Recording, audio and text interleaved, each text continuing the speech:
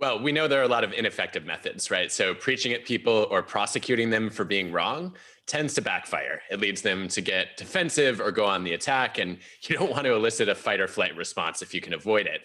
I think one place we can start is to say it doesn't just have to be about you, it can be about others. And indeed, there was some evidence at the beginning of COVID last year in March of 2020 that don't spread it was a more effective message than don't get it. And so I think we might want to start there, right? Think about the vulnerable people in your community, in your family, and let's try to protect them. That's really interesting because you think of people as being inherently selfish. You know, we all think we're a sort of selfish race.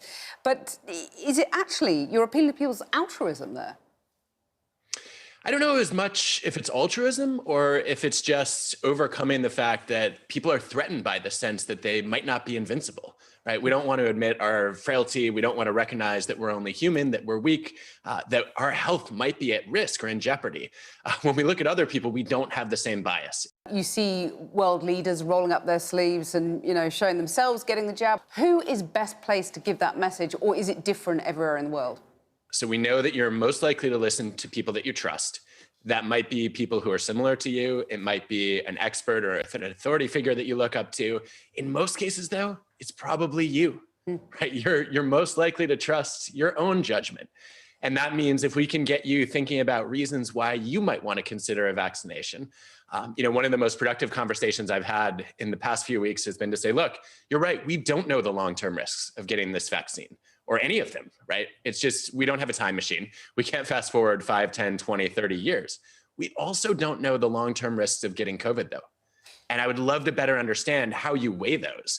And even with people who've been very resistant or oppositional to the vaccine, asking that question has led them to reflect a lot and generate some of their own reasons why the risks of getting the vaccine might be outweighed by the risks of not getting the vaccine. Are you surprised that the vaccine skepticism appears to go beyond the traditional anti-vaxxers? No, not at all. I think it's a symptom of the times that we're living in, which are, full of misinformation, full of, politicized, arguments that are supposed to be grounded in science. We have a lot of people who are becoming increasingly skeptical, not only of the government, but also of scientists.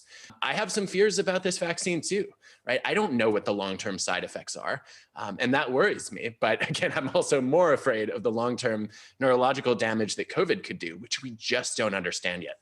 Just finally, I just wonder whether your advice to people listening to this who, maybe want to persuade family members or friends, it's that open conversation. Is it asking them about their fears and just engaging them in chat about it?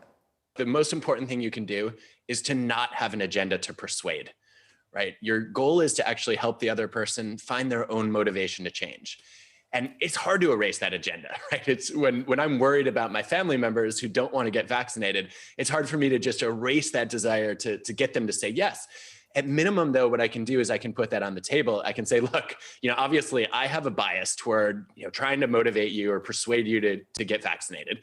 I know you're biased in the other direction. So, if you catch me being a little bit stubborn or, maybe even bullying you a little bit, I'm trying to do that out of, concern for your best interest. And that, at least that ability to have a conversation about the conversation starts you on a page where hopefully you get a little bit more openness from both sides. And would those maybe possibly be persuaded by, a beer and a pizza, as some countries have tried? I don't know.